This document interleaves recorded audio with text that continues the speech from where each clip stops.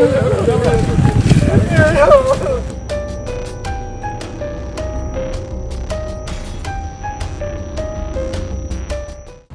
ಕಾರ್ನರ್ಗೆ ಸ್ವಾಗತ. ನಾನು ಉಮರ್ ಫಾರೂಕ್. ಧಾರವಾಡದಲ್ಲೊಂದು ದಾರುಣ ಘಟನೆ ನಡೆದಿದೆ. ಇನ್ನೇನು ಕೆಲವೇ ತಿಂಗಳಲ್ಲಿ ಎಂಗೇಜ್ಮೆಂಟ್ ಆಗಿ ಬಹುಶಃ ಈ ವರ್ಷದಲ್ಲೂ ಅಥವಾ ಮುಂದಿನ ವರ್ಷದಲ್ಲೂ ಮದುವೆ ಆಗಬೇಕಾಗಿದ್ದ ಯುವತಿಯನ್ನು ಬರ್ಬರವಾಗಿ ಕೊಲೆ ಮಾಡಲಾಗಿದೆ.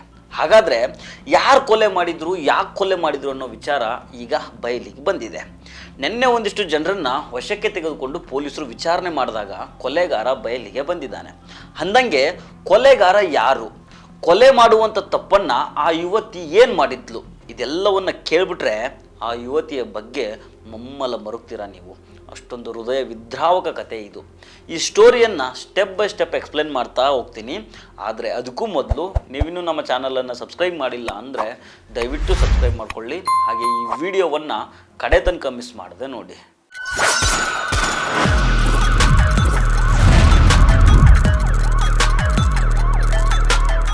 ಕೊಲೆಯಾದ ಯುವತಿ ಹೆಸರು ಝಕಿಯಾ ಮುಲ್ಲಾ, ವಯಸ್ಸು 19. ಧಾರವಾಡದ ಗಾಂಧಿ ಚೌಕ್ನಲ್ಲಿ ವಾಸ ಮಾಡ್ತಾ ಇರ್ತಾಳೆ. ಪ್ಯಾರಾಮೆಡಿಕಲ್ ಕೋರ್ಸ್ ಮುಗಿಸಿ ಜಾಬು ಸರ್ಚ್ ಮಾಡ್ತಾ ಇರ್ತಾಳೆ. ಇವರ ತಂದೆ Yunus Mulla real estate business man. ಇವರ ಫ್ಯಾಮ್ಲಿನ ನೋಡ್ತಾ ಇದ್ದರೆ ಇಂಥ ಫ್ಯಾಮ್ಲಿ ಹುಡುಗಿನ ಯಾಕೆ ಮರ್ಡರ್ ಮಾಡಿದ್ರು ಅನ್ನೋ ಪ್ರಶ್ನೆ ಮೂಡುತ್ತೆ. ಈ ಯುವತಿಯ ಫ್ಯಾಮಿಲಿಯವರು ತುಂಬ ಡೀಸೆಂಟ್ ಆಗಿದ್ದಾರೆ, ಇನ್ನೋಸೆಂಟ್ ರೀತಿ ಕಾಣಿಸ್ತಾರೆ, ಕ್ರಿಮಿನಲ್ ಬ್ಯಾಕ್ಗ್ರೌಂಡು ಏನೂ ಇಲ್ಲ ಅಂತ ಅನಿಸುತ್ತೆ. ಆದರೂ ಅಂತಹ ಫ್ಯಾಮಿಲಿ ಹುಡುಗಿಯನ್ನು ಕೊಲೆ ಮಾಡಿದ್ದಾರೆ. ಆಗಿದ್ದೇನಂತಂದರೆ ಮಂಗಳವಾರ ಸಂಜೆ ಈ ಝಕಿಯಾ ಮುಲ್ಲಾ ಲ್ಯಾಬ್ಗೆ ಹೋಗಿ ಬರ್ತೀನಿ ಅಂತ ಮನೆಯಿಂದ ಹೊರಗೆ ಹೋಗಿರ್ತಾಳೆ. ಆದರೆ ವಾಪಸ್ಸು ಬರೋದೇ ಇಲ್ಲ. ಹುಡುಕಾಡಿದಾಗ ಹೆಣವಾಗಿ ಪತ್ತೆ ಆಗಿದ್ದಾಳೆ. ಏನೋ ಕೆಲಸ ಅಂತ ಹೋಗಿದ್ದಾಳೆ, ಸ್ವಲ್ಪ ಲೇಟ್ ಆದರೂ ವಾಪಸ್ ಬರ್ತಾಳೆ ಅಂತ ವೇಟ್ ಮಾಡ್ತಾ ಇದ್ದ ಪೋಷಕರಿಗೆ ವೇಟ್ ಮಾಡಿ ಮಾಡಿ ಸಾಕಾಗಿದೆ, ತುಂಬ ಟೈಮ್ ಆದರೂ ಬಂದಿಲ್ವಲ್ಲ ಅಂತ ಹುಡುಕಾಡ್ತಾರೆ. ರಾತ್ರಿ ಪೂರ್ತಿ ಹುಡುಕಾಡಿದ್ದಾರೆ. ಬೆಳಿಗ್ಗೆ ಧಾರವಾಡದ ಹೊರವಲಯದಲ್ಲಿ ಝಕಿಯಾಳ ಡೆಡ್ ಬಾಡಿ ಪತ್ತೆ ಆಗಿದೆ. ಶವವನ್ನು ನೋಡಿದಾಗ ಬೇರೆ ಎಲ್ಲೋ ಒಂದು ಕಡೆ ಮರ್ಡರ್ ಮಾಡಿ ಸಾಕ್ಷಿಗಳು ಸಿಗಬಾರ್ದು ಅನ್ನೋ ಕಾರಣಕ್ಕೆ ಇನ್ನೊಂದು ಪ್ರದೇಶದಲ್ಲಿ ಡೆಡ್ ಬಾಡಿ ಎಸೆದಿದ್ದಾರೆ ಅನ್ನೋ ಅನುಮಾನಗಳು ಮೊದಲು ಉಟ್ಕೊಂಡಿದ್ವು. ಈಗ ಪೋಸ್ಟ್ ಮಾರ್ಟಮ್ ನಡೆದಿದೆ. ಆ ಯುವತಿಯ ಫೋನ್ ಕಾಲ್ಗಳ ಡೀಟೇಲ್ಸ್ ಆಧಾರದ ಮೇಲೆ ಪೊಲೀಸರು ತನಿಖೆ ಮಾಡಿದ್ದಾರೆ. ಕೇವಲ 40 ಗಂಟೆಗಳ ಒಳಗೆ ಆರೋಪಿಯನ್ನು ಹೆಡೆಮುರಿ ಕಟ್ಟಿದ್ದಾರೆ. ಆ ಆರೋಪಿ ಝಕಿಯಾಳನ್ನು ಯಾಕೆ ಕೊಲೆ ಮಾಡಿದ, ಅವನು ಯಾರು ಅನ್ನೋದನ್ನು ಮುಂದೆ ಮಾತಾಡ್ತೀನಿ. ಆದರೆ ಈ ವಿಚಾರದಲ್ಲಿ ಬರೀ ಫ್ಯಾಮಿಲಿಯವ್ರಿಗೆ ಅಷ್ಟೇ ಅಲ್ಲ, ಈ ಸುದ್ದಿ ನೋಡಿದ ಎಲ್ರಿಗೂ ಕರುಳು ಚುರುಕು ಅನಿಸುತ್ತೆ. ಫ್ಯಾಮಿಲಿ ಬ್ಯಾಕ್ಗ್ರೌಂಡ್ ನೋಡಿದರೆ ತುಂಬ ಡೀಸೆಂಟ್ ಆಗಿದೆ. ಅಂತಹ ಕುಟುಂಬದ ಹೆಣ್ಣು ಮಗಳನ್ನು ಬರ್ಬರವಾಗಿ ಸಾಯಿಸಿ ಅದು ಈ ರೀತಿ ಎಲ್ಲೋ ಒಂದು ಕಡೆ ಹೆಣ ಬಿಸಾಡಿ ಹೋಗಿದ್ದಾರಂದರೆ ಆ ಪಾಪಿ ಅದೆಂಥ ಕಟುಕ ಇರಬೇಕು ನೋಡಿ. ಇಲ್ಲಿ ವಿಚಾರ ಏನಂತಂದರೆ, ಹುಬ್ಬಳ್ಳಿ ಮೂಲಗಳಿಂದ ನನಗೆ ಸಿಕ್ಕಿರೋ ಮಾಹಿತಿ ಪ್ರಕಾರ ಈ ಝಕಿಯಾ ಕಳೆದ 3-4 ವರ್ಷಗಳಿಂದ ಸಾಬೀರ್ ಅನ್ನೋ ಹುಡುಗನನ್ನು ಲವ್ ಮಾಡ್ತಾ ಇರ್ತಾಳೆ. ಈ ಸಾಬೀರು ಆಕೆಗೆ ಸಂಬಂಧಿಕ ಕೂಡ ಹೌದು. ಹೀಗಾಗಿ ಇಬ್ಬರ ಮನೆಯಲ್ಲೂ ಮದುವೆಗೆ ಒಪ್ಕೊಂಡಿರ್ತಾರೆ. ಇನ್ನೊಂದು ತಿಂಗಳಲ್ಲಿ ಎಂಗೇಜ್ಮೆಂಟ್ ಮಾಡೋ ಯೋಚನೆಯಲ್ಲಿರ್ತಾರೆ.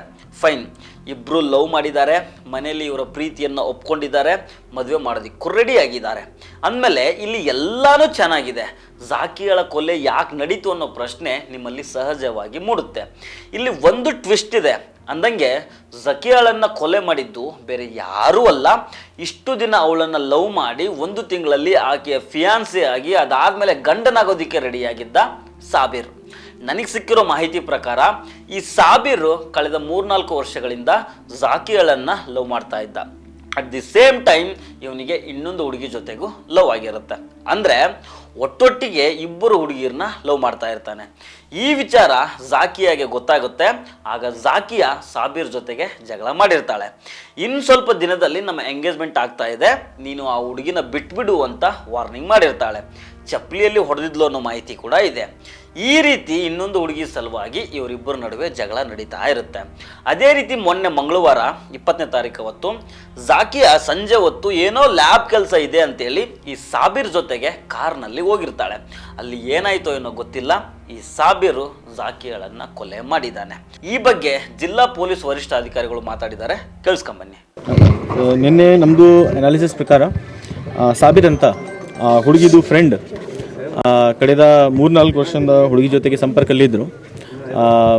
ನಮ್ಮ ಬಂದ ಮಾಹಿತಿ ಪ್ರಕಾರ ಅವ್ರಿಗೆ ಮದುವೆ ಮಾಡೋಕ್ಕೆ ಇಷ್ಟ ಇತ್ತು. ಆ ಮದುವೆ ಮಾಡೋ ಇಷ್ಟ ಅಲ್ಲಿ ಸ್ವಲ್ಪ ಅಸಮಾಧಾನ ಆದರೆ ಸಾಬೀರ್ ಅವರೇ ಆ ಲೇಡಿ ಝಕಿಯಾಗೆ 20ನೇ ತಾರೀಕಿಗೆ ಸಾಯಂಕಾಲ ಮರ್ಡರ್ ಮಾಡಿದ್ದಾರೆ.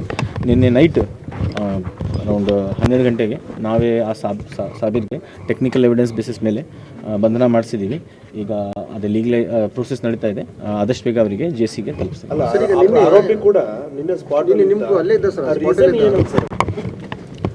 ರೀಸನ್ ಆರೋಪಿನೂ ಹೇಳ್ಬೋದು, ಅವರಿಗೆ ಇಷ್ಟಿದೆ ಹೇಗೆ ಬಂತು. ಬಟ್ ನಾವೇ ಫಸ್ಟ್ ನಮಗೇತು ಸುಮ್ಮನೆ ಯಾರಿಗೆ ಹಿಡಿಯೋಕ್ಕೆ ಆಗಲ್ಲ, ಎವಿಡೆನ್ಸ್ ಬೇಸಿಸ್ ಮೇಲೆ ನಾವೇ ನಮ್ಮ ಕಾರ್ಯಾಚರಣೆ ಮಾಡ್ತೀವಿ. ಸೊ ಅದು ಎವಿಡೆನ್ಸ್ ಸಿಕ್ಕ ತಕ್ಷಣ ನಾವೇ ನಮ್ಮ ಕಾರ್ಯಾಚರಣೆ ಮಾಡಿಸಿದ್ದೀವಿ. ಅದರ ಪ್ರಕಾರ ಆರೋಪಿಗೆ ಸಿಕ್ಯೂರ್ ಆಗಿದೆ.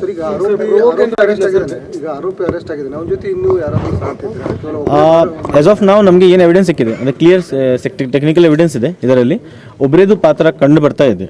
ಬಟ್ ನಮ್ಮ ಇನ್ವೆಸ್ಟಿಗೇಷನ್ ಯಾವಾಗಲೂ ಕ್ಲೋಸ್ ಆಗಲ್ಲ. ಈವನ್ ಚಾರ್ಜ್ ಶೀಟ್ ಆದಮೇಲೆ ನಮ್ಮದು ಯಾವ ಎವಿಡೆನ್ಸ್ ನಮ್ಮದು ಕ್ಲೋಸ್ ಆಗಲ್ಲ. ಯಾವಾಗ ನಮಗೆ ಏನಾದರೂ ಎವಿಡೆನ್ಸ್ ಸಿಗ್ತಾರೆ ನಾವು ಓಪನ್ ಇದ್ದೀವಿ. ತಮ್ಮ ಹತ್ರ ನಾನು ಪಬ್ಲಿಕ್ಗೆ ಅಥವಾ ಯಾರು ಏನು ಮಾತಾಡ್ತಾ ಇದ್ದಾರೆ ಅವರಿಗೆ ವಿನಂತಿ ಇದೆ, ತಮ್ಮ ಹತ್ರ ಏನು ಎವಿಡೆನ್ಸ್ ಇದೆ ದಯವಿಟ್ಟು ನಮ್ಮ ಇನ್ವೆಸ್ಟಿಗೇಟಿಂಗ್ ಆಫೀಸರ್ ಹತ್ರ ಬನ್ನಿ, ನಮ್ಮ ತನಿಖಾಧಿಕಾರಿ ಹತ್ರ ಬನ್ನಿ, ನಾವೇ ಪರಿಶೀಲನೆ ಮಾಡ್ತೀನಿ. ಅದರ ಬೇಸಿಸ್ ಮೇಲೆ ಅಗತ್ಯ ಕ್ರಮ ತಗೊಳ್ತೀವಿ. ಆವಾಗ ಸ್ಪಾಟಲ್ಲಿ ಇನ್ನೂ ಇಬ್ಬರು ಇದ್ದರು ಯಾವಾಗ ಇದು ಕೊಲೆ ಆಗಿದೆ. ಸೊ ಇನ್ನೂ ಫರ್ದರ್ ನಮ್ಮದು ಇನ್ವೆಸ್ಟಿಗೇಷನ್ ಆನ್ ಇದೆ. ಸ್ಟಿಲ್ 24 ಅವರ್ಸ್ನೂ ಆಗಿಲ್ಲ, 24 ತಾಸು. ಇಲ್ಲಿ ಇನ್ನೊಂದು ಇಂಟ್ರೆಸ್ಟಿಂಗ್ ವಿಚಾರ ಏನಂದ್ರೆ, ಜಾಕಿಗಳನ್ನ ಕೊಲೆ ಮಾಡಿದ ಬಳಿಕ ಈ ಸಾಬೀರು ತನಗೇನು ಗೊತ್ತೇ ಇಲ್ವಲ್ಲ ಅಂತ ನಾಟಕ ಮಾಡ್ಕೊಂಡಿರ್ತಾನೆ. ಮನೆಯವರು ರಾತ್ರಿ ಹುಡುಕಾಡುವಾಗಲೂ ಇವನು ಹುಡುಕಾಡ್ತಾ ಇರ್ತಾನೆ. ನಿನ್ನೆ ಡೆಡ್ ಬಾಡಿ ಸಿಕ್ಕಿರೋ ಜಾಗಕ್ಕೆ ಮನೆಯವರು ಬಂದು ಗೋಳಾಡುವಾಗಲೂ, ಪೊಲೀಸರು ಬಂದು ಪರಿಶೀಲನೆ ಮಾಡುವಾಗಲೂ ಇವನು ಅಲ್ಲೇ ನಿಂತ್ಕೊಂಡಿರ್ತಾನೆ. ತನಗೇನು ಗೊತ್ತೇ ಇಲ್ಲ, ಪಾಪ ನನ್ನ ಬಾವಿ ಹೆಂಡ್ತಿದ್ದು ಕೊಲೆ ಆಗ್ಬಿಟ್ಟಿದೆ, ನಾನೂ ನೋವಲ್ಲಿದ್ದೀನಿ ಅನ್ನೋ ರೀತಿ ನಾಟಕ ಮಾಡ್ತಾ ಇರ್ತಾನೆ. ಆದರೆ ಪೊಲೀಸರು ಜಾಕಿಗಳ ಕಾಲ್ ಡೀಟೇಲ್ಸನ್ನು ಚೆಕ್ ಮಾಡಿ ಅದರ ಆಧಾರದ ಮೇಲೆ ಈ ಸಾಬೀರ್ನನ್ನು ಲಾಕ್ ಮಾಡಿಕೊಂಡಾಗ ಸತ್ಯ ಹೊರಗಡೆ ಬಂದಿದೆ. ತಾನೇ ಕೊಲೆ ಮಾಡಿರೋದಾಗಿ ಈ ಸಾಬೀರು ಪೊಲೀಸ್ ತನಿಖೆಯಲ್ಲಿ ಒಪ್ಕೊಂಡಿದ್ದಾನೆ. ಈ ಬಗ್ಗೆ ಜಾಕಿಗಳ ಕಡೆಯವರು ಮಾತಾಡಿದ್ದಾರೆ, ಅದನ್ನೊಮ್ಮೆ ಕೇಳಿಸ್ಕೊಂಬನ್ನಿ. ನೋಡಿ, ನಿನ್ನೆ ಡಿಪಾರ್ಟ್ಮೆಂಟ್ದವರು ಎಲ್ಲರೂ ಅಲ್ಲೇ ಇದ್ದರು. ನಮ್ಮ ತಾವು ಮೀಡಿಯಾ ಸ್ನೇಹಿತರು ಕೂಡ ಅಲ್ಲೇ ಇದ್ರಿ. ಆ ಹುಡುಗ ಏನಿದಾನೆಲ್ಲ ಅವನು ಸ್ಟಾರ್ಟಿಂಗ್ಲಿಂದ ಅವನು ಆಗಲಿ ಅವ್ರ ತಂದೆ ಆಗಲಿ ಮಿಸ್ಗೈಡೆನ್ಸ್ ಮಾಡ್ಕೊತ ಇದ್ರು.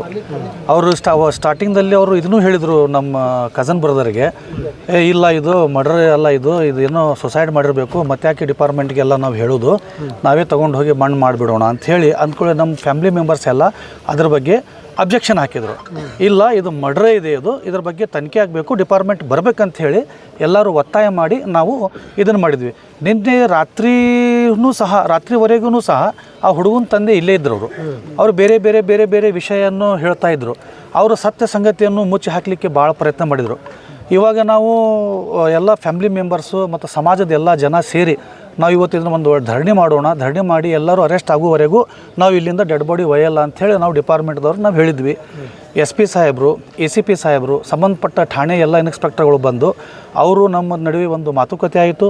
ಅವರು SP ಸಾಹೇಬರು ನಮ್ಗೆ ಆಶ್ವಾಸನೆ ಕೊಟ್ಟಿದ್ದಾರೆ, ನಿಷ್ಪಕ್ಷವಾಗಿ ಇದು ತನಿಖೆಯಾಗಿ ಇದಕ್ಕೆ ಸಂಬಂಧಪಟ್ಟವ್ರು ಯಾರ್ಯಾರು ಇದ್ದಾರೆ, ಅದು ಗಾಡಿ ಕೊಟ್ಟವರು ಅವ್ರ ತಂದೆ ಆಗಲಿ, ಅಪರಾಧಿಗಳಾಗಲಿ, ಅಪರಾಧಕ್ಕೆ ಯಾರು ಪ್ರೋತ್ಸಾಹ ಮಾಡಿದ್ದಾರೆ ಪ್ರತಿಯೊಬ್ಬರಿಗೂ ಅವರ ಕಾನೂನಿನ ಚೌಕಟ್ಟಿನಲ್ಲಿ ಅವ್ರಿಗೆ ಅರೆಸ್ಟ್ ಮಾಡ್ತೇನೆ ಅಂತ ಹೇಳಿ ನಮಗೊಂದು ಆಶ್ವಾಸನೆ ಕೊಟ್ಟಿದ್ದಾರೆ. ಏನೇ ಆಗಲಿ ಪಾಪ ಆ ಹುಡುಗಿ ಮತ್ತು ಆಕೆ ಮನೆಯವರನ್ನು ನೋಡ್ತಾ ಇದ್ದರೆ ತುಂಬ ಬೇಜಾರಾಗುತ್ತೆ. ಮಾಡೋದ ತಪ್ಪಿಗೆ ಈಗ ಯುವತಿ ಬಲಿಯಾಗಿದ್ದಾಳೆ. ಏನಾಯಿತು ಯಾಕಾಯಿತು ಅಂತ ಗೊತ್ತಿಲ್ಲದೆ ಹೆತ್ತವರು ಗೋಳಾಡ್ತಾ ಇದ್ದಾರೆ. ಈಗ ಪೊಲೀಸರು ಸಾಬೀರ್ನನ್ನು ಅರೆಸ್ಟ್ ಮಾಡಿ ಹೆಚ್ಚಿನ ತನಿಖೆ ಮಾಡ್ತಾ ಇದ್ದಾರೆ. ಆರೋಪಿ ಸಾಬೀರ್ಗೆ ಕಠಿಣಾತಿ ಕಠಿಣ ಶಿಕ್ಷೆ ಆಗಬೇಕು ಅಂತ ಮಗಳನ್ನು ಕಳೆದುಕೊಂಡ ಪೋಷಕರು ಆಗ್ರಹ ಮಾಡ್ತಾ ಇದ್ದಾರೆ. ಸೊ ಫ್ರೆಂಡ್ಸ್, ಇದು ಇವತ್ತಿನ ಕ್ರೈಮ್ ಕಾರ್ನರ್. ಮತ್ತೆ ಭೇಟಿ ಆಗ್ತಿರೋಣ. ನಮಸ್ಕಾರ.